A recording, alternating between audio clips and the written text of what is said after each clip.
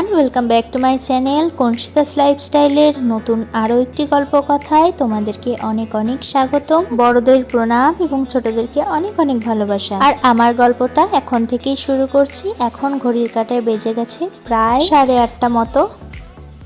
Hello everyone, welcome back to my channel conscious লাইফস্টাইলে অনেক অনেক স্বাগতম। আবার নিয়ে চলে এসেছি সুন্দর একটা ব্লগ, যেটা তোমাদের আশা করছি ভালো লাগবে। ভালো লাগলে লাইক কমেন্ট শেয়ার করতে ভুলো না, আর চ্যানেলটাকে সাবস্ক্রাইব করতে ভুলো না। যারা যারা ফেসবুক থেকে দেখছো ফেসবুক পেজটাকে ফলো করতে ভুলো না। তো এটা হচ্ছে কি আজকে আমার আউটফিট কেমন লাগছে অবশ্যই জানিয়ে। আজকে নতুন একটা থাম্বনেল টাইটেল দেখে নিশ্চয়ই বুঝে গেছে কোথায় কি ব্লগ নিয়ে এসেছি এবং কোথায় যাচ্ছি। তো সবটাই ডিটেলস এই ব্লগে বলে দেবো, আর সবটাই জানতে পারবে। কম খরচে কত কি কিভাবে ঘুরবে সবটাই থাকবে আজকের এই ব্লগে। তো পুরো শেষ অবধি দেখো। তো চলো, এখন যাচ্ছি শিয়ালদা স্টেশন, এখন যাচ্ছি গড়িয়া স্টেশন, তারপর ওখান থেকে শিয়ালদা স্টেশন যাবো। তো চলো দেখতে থাকো, সাথে থাকো।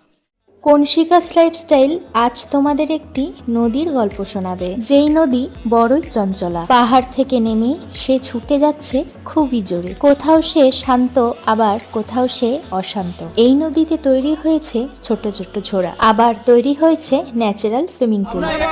হুল্লোড় করতে করতে বেরিয়ে গেছি। মাকে প্রণাম জানিয়ে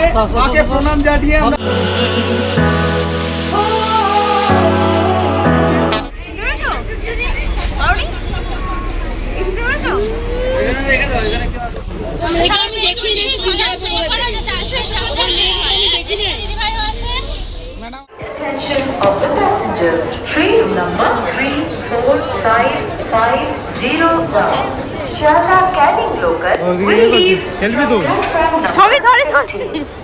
আমরা চলে এসেছি এখন শিয়ালদা প্ল্যাটফর্মে। তো সবাই নেমে গেছে, চলো।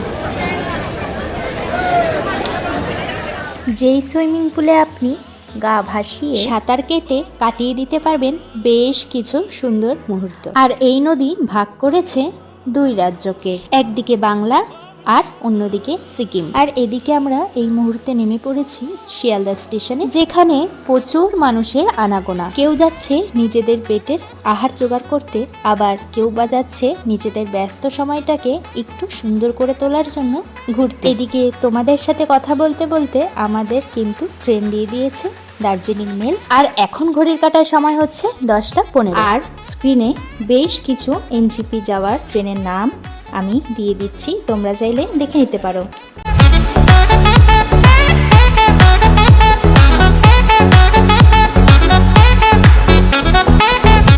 আমাদের বগির নাম্বার ছিল S5। আমাদের কিছু জনের S4-এ পড়েছিল, আর কিছু জনের S5-এ। আর হ্যাঁ, তোমাদেরকে তো বলাই হয়নি, আমাদের এবারে ট্যুর জার্নিটা বাইক ছাড়া আমরা ট্রেনেই করছি, কারণ বাইকের মজাটা অন্যরকম, আবার ট্রেনের মজাটাও অন্যরকম, তাই দুটোই ট্রাই করলাম। এখন আমাদের সিট নাম্বারটা খুঁজতে হবে। দার্জিলিং মেল ট্রেনটা বেশ মোটামুটি পরিষ্কার পরিচ্ছন্নই ছিল। আর ট্রেনে খাবার দাবার বলতে তোমরা বাড়ির থেকেও নিয়ে আসতে পারো, তোমাদের খুশি।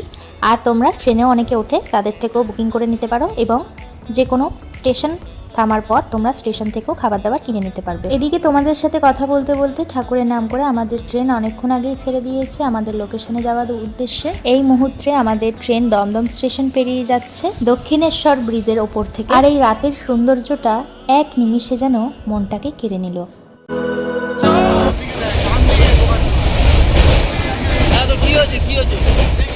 এই যে দাদা ভাইরা এখানে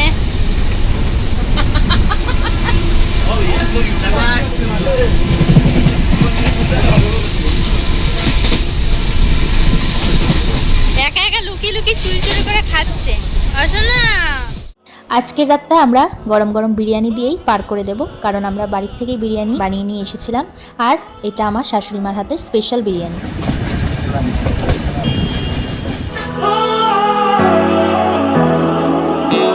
এই রাতের সৌন্দর্য দেখতে দেখতে আজকের মতো গুড নাইট।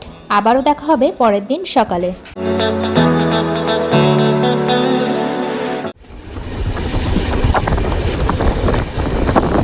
সত্যি কালকের রাতটা যে এত সুন্দরভাবে কাটবে আমি নিজেও ভাবতে পারিনি। সারা রাত ট্রেনে জেগে জেগে কিভাবে যে সকালটাকে দেখবো এত সুন্দরভাবে আমি নিজেও জানতাম না, জানো তো। দেখেছো কাণ্ড, আমি কি পাগলের মতো কথা বলে যাচ্ছি। আমি যদি না জেগে থাকতাম তাহলে ক্যামেরা বন্দি করে এত সুন্দর সুন্দর ভিউ পয়েন্ট তোমাদের সাথে কিভাবে শেয়ার করতাম, কি তাই না বলো বন্ধুরা?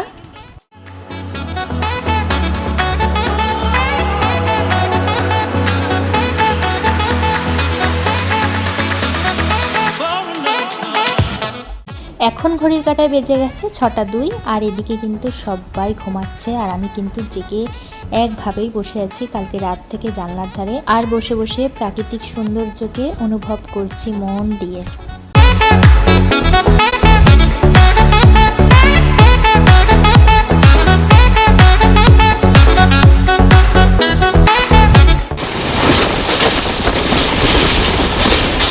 সত্যি বলছি বন্ধুরা, এত সুন্দর পরিবেশ দেখার পর মনে হচ্ছে যেন দুর্গা মা আমাদের সাথেই যাচ্ছে।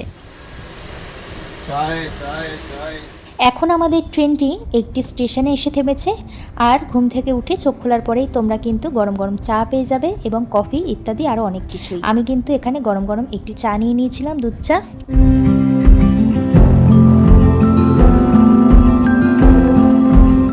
এই দেখো বন্ধুরা, যাবার পথেই পড়বে কত চা বাগান, তার মানে চলে এসেছি আমরা এনজিপি।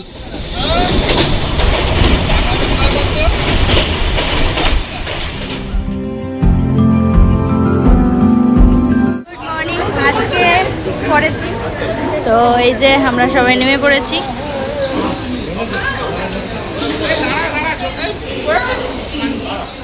আর সকাল সকাল আমাদের ট্রেনটি এসে পৌঁছালো নিউ জলপাইগুড়ি জাংশন স্টেশনে।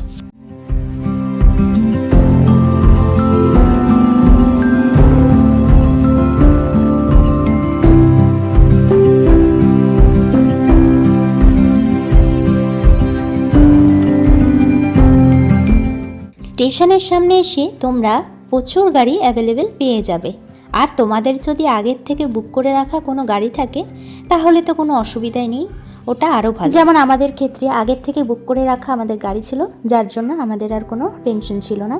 এখন আমরা যাচ্ছি আমাদের গাড়ির কাছে। এই দিকটাতে তোমরা প্রচুর খাবার হোটেল পেয়ে যাবে, তোমরা চাইলে এখান থেকে খেয়েও নিতে পারো কিছু।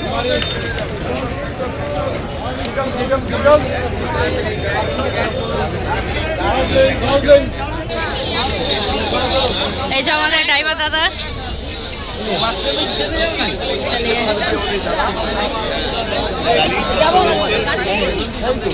গুড মর্নিং, আমাদের গাড়ি তো পেয়ে গেছি। চলো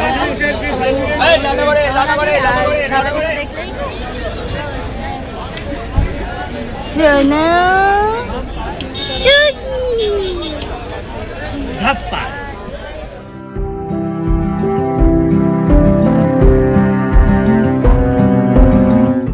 এই দেখো, এই দিকটাতে অটো টোটো তোমরা পেয়ে যাবে প্রচুর, তোমরা চাইলে এদের সাথেও কন্ট্যাক্ট করে নিতে পারো। আমাদের গাড়ি পেয়ে গেছি, আমাদের গাড়ি, এখন এই গাড়িতে করেই যাব। চলো।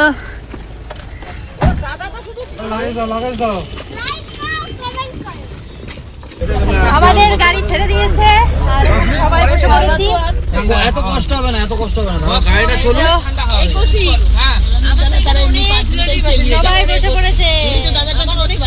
চলো, আমার জেঠুর আছে তো, জেঠুর অনেক আছে। চলো তার বাড়িতে।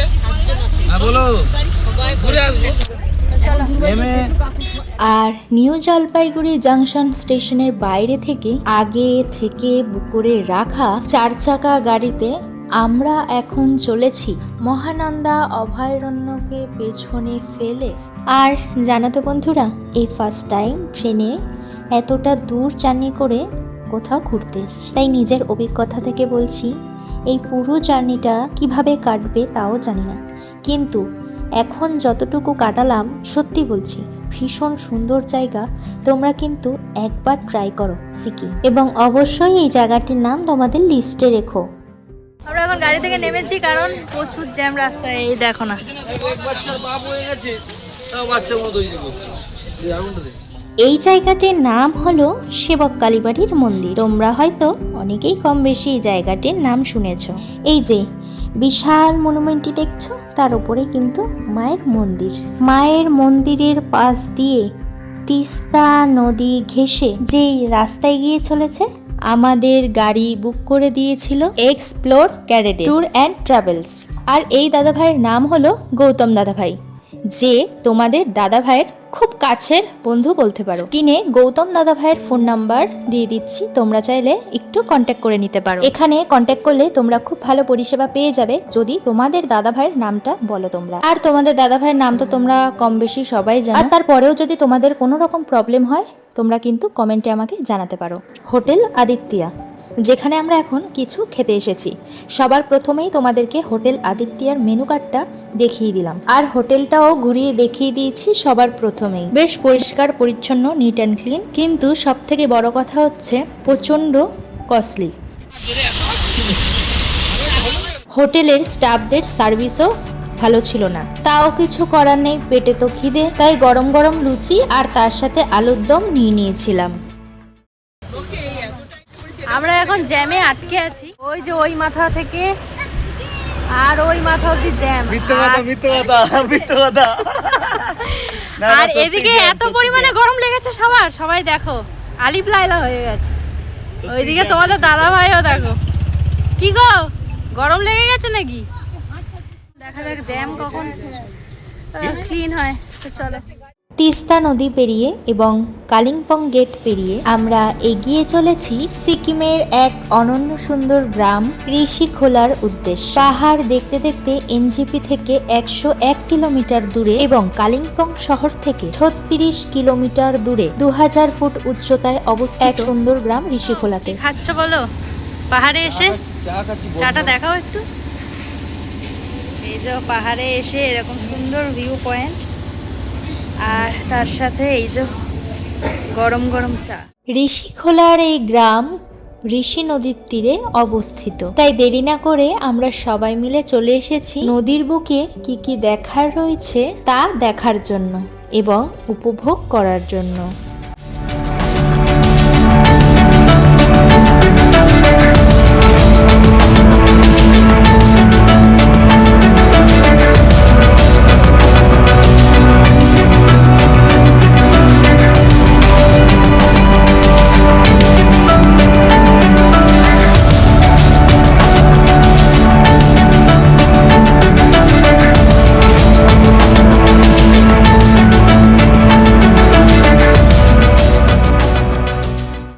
আমরা প্রায় চলে এসেছি আমাদের হোমস্টের কাছেই, আর আমাদের গাড়ি কিন্তু আমাদেরকে নিয়ে যাচ্ছে আমাদের হোমস্টেতে। আমাদের আসার কথা ছিল অনেকক্ষণই আগে, কিন্তু দুঃখের বিষয় রাস্তায় জ্যামের কারণে আমরা ফেসে গেছিলাম।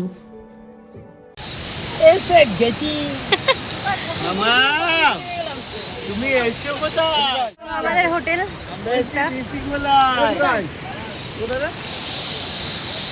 সবাই ঋষি নদীর ধারে অবস্থিত সব থেকে সুন্দর হোমস্টে। সত্যি আমার ভেবেই অবাক লাগছে যে এত সুন্দর একটা হোমস্টেতে আমরা রাতটা কাটাবো। ফ্রেশ হয়ে চলে এসেছি বন্ধুরা, পেটে তো খুব জোর খিদে লেগে গেছে। এতটা দূর জার্নি করার পর একটা হাসির বিষয়, এটা আমাদের দুপুরে খাবার ছিল, কিন্তু ওই যে বললাম আস্তে আস্তে লেট হয়ে গেছিলো। এখানে অনেক কিছুই আইটেম ছিল, সয়াবিন আলুর তরকারি, ডিমের তরকারি, ডাল, আলু ভাজা, পাঁপড় ভাজা, আর তার সাথে ওদের বানানো স্পেশাল আচার আর পেঁয়াজ কাঁচা লঙ্কা।